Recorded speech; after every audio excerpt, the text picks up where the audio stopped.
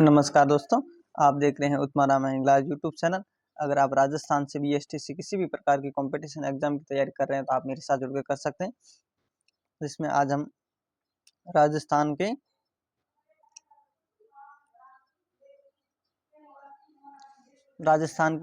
व्यवस्थापिका या राज्य व्यवस्थापिका और न्यायपालिका के बारे में पढ़ रहे हैं, जिसमें 1 से 35 तक हमने क्वेश्चन पढ़ लिए। उसके आगे वाले क्वेश्चन आज पढ़ते हैं। Next class. मुख्यमंत्री को राज्य विधानसभा में बहुमत का विश्वास समाप्त हो जाने पर, अगर मुख्यमंत्री को विधानसभा में बहुमत का विश्वास समाप्त हो जाता है तो क्या होता है? उसे राज्यपाल उसे हटा देगा, उससे बहुमत प्राप्त करने हेतु एक मौका और देगा, उसे हटाने के संबंध में प्रधानमंत्री से सलाह लेगा। उपयुक्त इनमें से कोई नहीं। तो जब विश्वास समाप्त हो जाता है तो राज्यपाल उसको हटा देगा।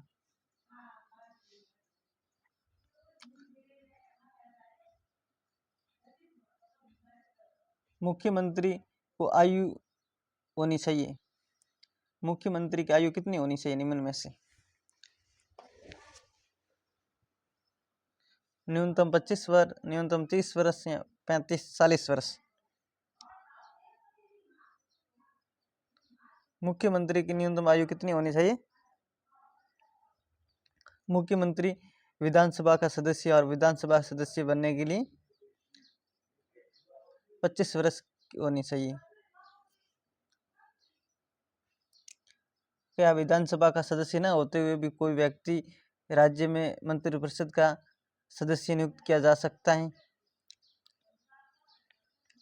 ये कहने अगर कोई विधानसभा का सदस्य न होते हुए भी उसको मंत्रिपरिषद का सदस्य नियुक्त किया जा सकता है? बिल्कुल किया जा सकता है।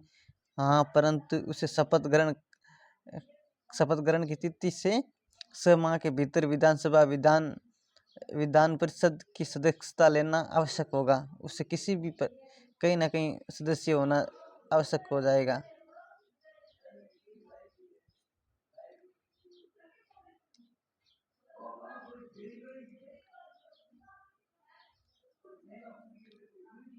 मंत्रिपरिषद के सदस्य मंत्रीगण के विभागों का आवंटन एवं उनमें फेरबदल का विशेषाधिकार है। मंत्रिपरिषद के सदस्यों मंत्रीगणों के विभागों का आवंटन एवं उनमें फेरबदल करने का विशेषाधिकार है। कौन कर सकता है? कौन कर सकता है? तो मुख्यमंत्री उसमें फेरबदल कर सकता है। किस मंत्री को कौन सा विभाग देना है या ये सब। राज्यपाल एवं मंत्रिपरिषद के बीच संवाद की कड़ी सेतु का कार्य करता है। राज्यपाल एवं मंत्रिपरिषद के बीच संवाद की कड़ी सेतु का कार्य करता है। मुख्यमंत्री राज्यपाल का सचिव, कैबिनेट सचिव, राज्य जनसंपर्क अधिकारी। तो राज्यपाल और मंत्रिपरिषद के बीच का सेतु तो ये होता है मुख्यमंत्री।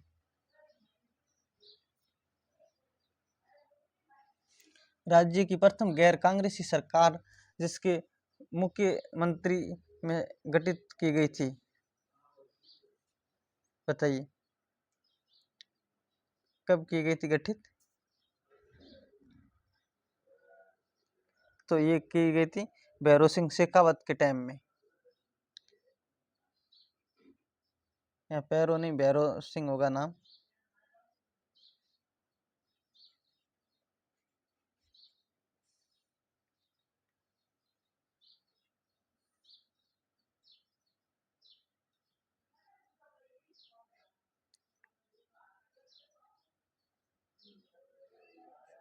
भैरों सिंह शेखावत।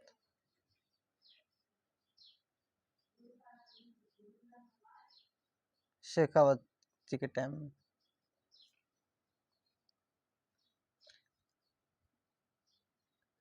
राजस्थान का प्रथम महिला मुख्यमंत्री बनने वाली शख्सियत हैं।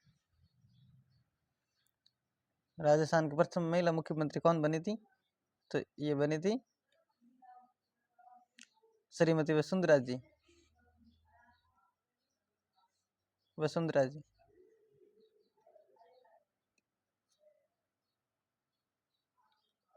क्या कोई व्यक्ति राज्य विधानमंडल का सदस्य हुए बिना मुख्यमंत्री किया जा सकता है? बिल्कुल सही बात है।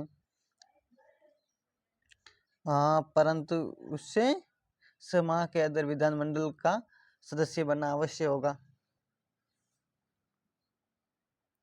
राज्य के सबसे कम अवधि के लिए मुख्यमंत्री रहने वाले राजनेता कौन थे? जो राज्य के सबसे कम मुख्यमंत्री अवधि के लिए बने थे वो नेता कौन थे? जगन्नाथ पाटिया, हीरालाल देवपुरा, हरिदेव जोशी, शिवशरण माथुर। कौन होंगे? हीरालाल देवपुरा।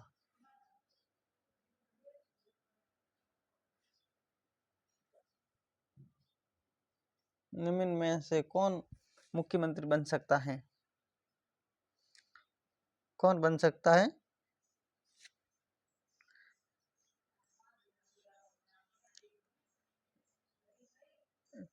विधानमंडल का सदस्य बनने की योग्यता रखने वाला कोई भी व्यक्ति उसे विधानसभा में बहुमत का विश्वास प्राप्त हो, वो मुख्यमंत्री बन सकता है। मंत्रिपरिषद का कोई सदस्य अपना त्यागपत्र किसे संबोधित करेगा?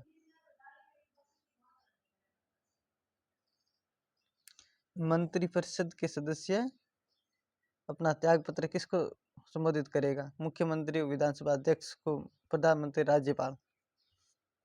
मंत्रिपरिषद का कोई भी सदस्य।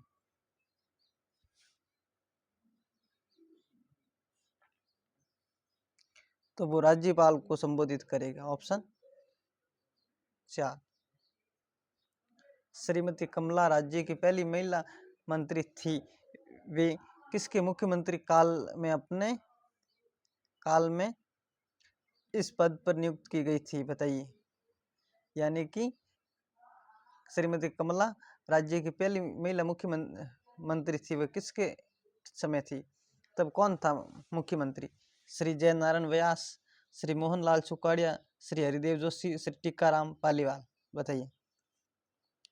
तो कौन थे? मोहनलाल सुखाड़िया जी। ऑप्शन 2।